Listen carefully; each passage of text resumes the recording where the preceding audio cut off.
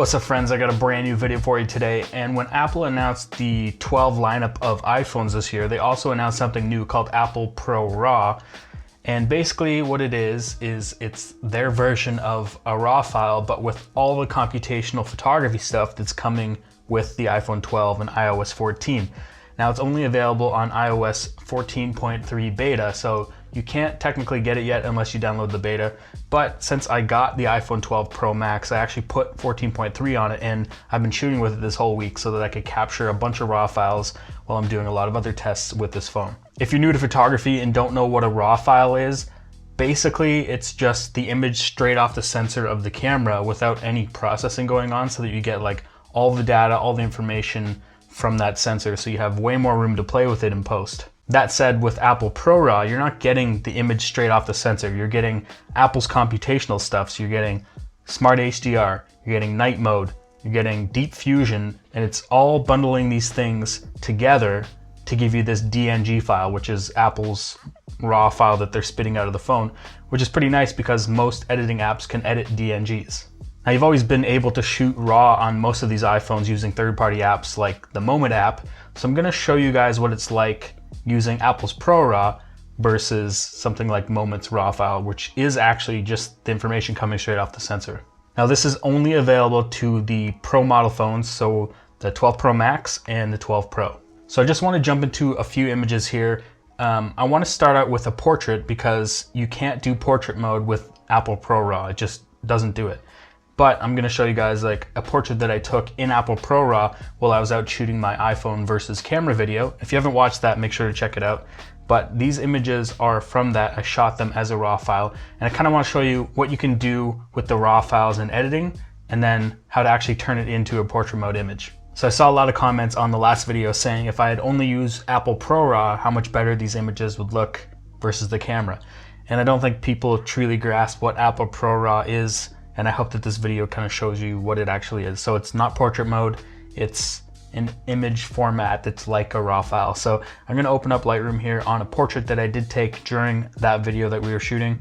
And as you can see, it doesn't blur the background. It's just the straight up image. It's balanced really nicely because it was probably using Smart HDR.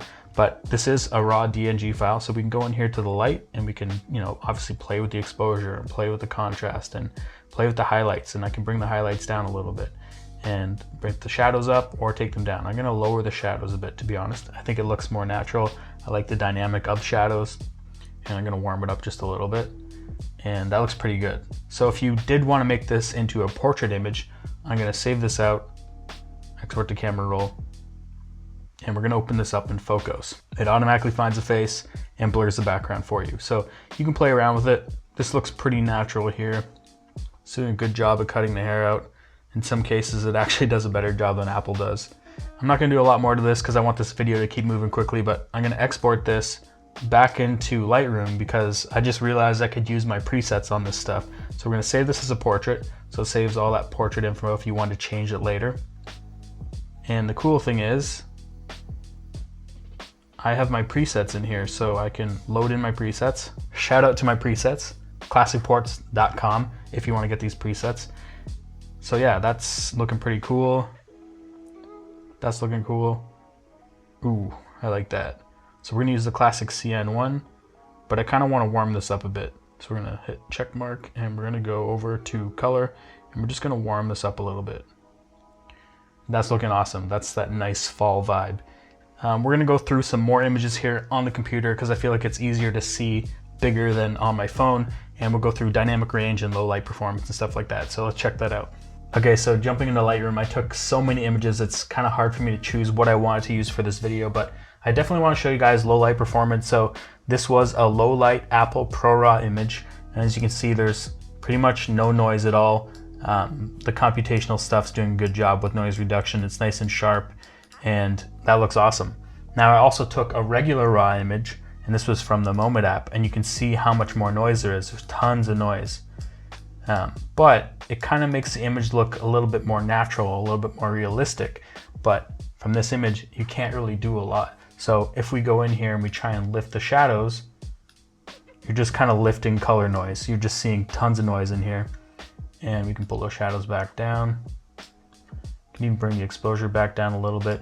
Apple did a better job at exposing this image, but that's kind of what a typical raw image would look like from a cell phone in low light. Now, if you look at the Apple ProRAW image, look how clean that is.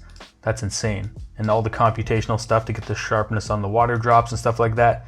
And if we go and lift the shadows in this, we don't get any weird color noise.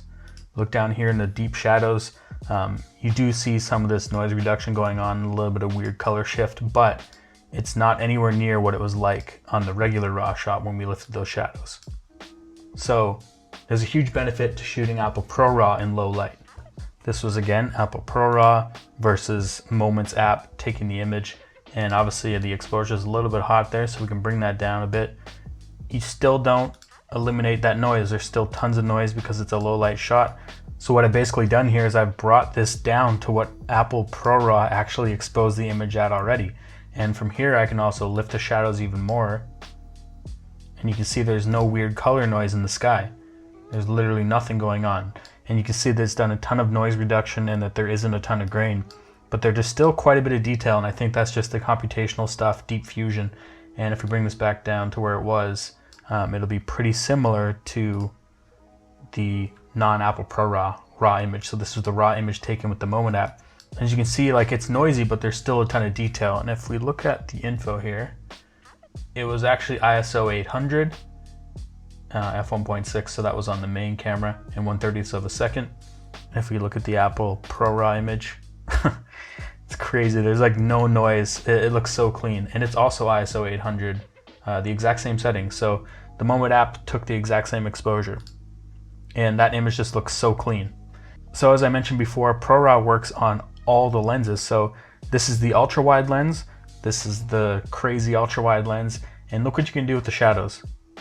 All that detail in the back of the car you can pull out, the highlights you can drop in the sky, lift the exposure up, and that looks crazy. Like, that's the type of dynamic range. I'm gonna call it enormous dynamic range for a cell phone, and that's just crazy. I'm gonna go out there and just say, this is an enormous amount of dynamic range for a tiny little cell phone camera, just because of the way that it's doing the computational stuff, because this is as good as like a pro mirrorless camera. Pulling the sky back like that, and the shadows you can pull out of the black on the car there. Not that I would want it to look like that, but that's a pretty cool shot, right? That's the ultra wide lens, and it's nice and sharp, lots of detail. And because it was a daytime shot, you're not gonna see a lot of weird noise reduction. This was purposely underexposed, so I took the shot by pulling down the exposure slider when I took the image. Again, this was in RAW, and let's take a look at what it actually exposed at.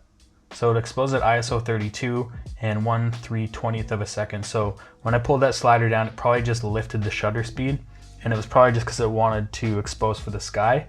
But look what happens. This is the crazy thing. When I lift these highlights, we'll lower the highlights, that sky comes back, which is crazy. But what's even crazier is when I lift these shadows, that it can pull all those shadows back out of this building in the alley and not go crazy with noise and weird color fringing and color issues. It's a little blue, a little purple in the darker areas, but this is like mirrorless camera dynamic range. Like, this is an enormous amount of dynamic range for a little tiny sensor. I know it's not real RAW, and it's not really the camera's sensor pulling this type of detail, but the fact that you have this kind of control from a cell phone is crazy. So adjust the color temperature here. We can lift our exposure even more, and I'll bring those shadows back because I don't think it needs to look like this, but something like that's really cool. This would also look really cool in black and white. Lift the contrast a bit. Like, come on, that's a really cool image for a cell phone. There's tons of detail. Like, the sky's not even really that blown out, and you've got all this detail in the shadows, but that's it. That's all I really want to show you guys.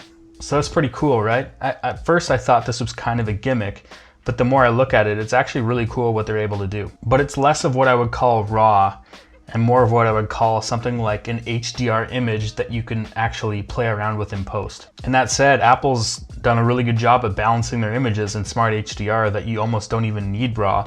But I guess if you think that the Smart HDR looks kind of fake, it kind of makes sense to actually edit the raw files if you want them to look a little bit more natural. So the biggest issue I have with Apple ProRAW right now is probably the noise reduction. It's doing so much noise reduction that it's making the images look kind of fake, and you know, it's giving you that like painting, waxy look because it's removing so much noise. It's also removing a lot of the detail and trying to make up for it in computational stuff, and it kind of starts to make the image look a little fake. And I'd almost rather see a bit of noise, a bit of grain, to bring some of that real detail back so that the image looks a little bit more realistic. Anyway, let me know what you think. Let me know if you think this is pretty cool or not.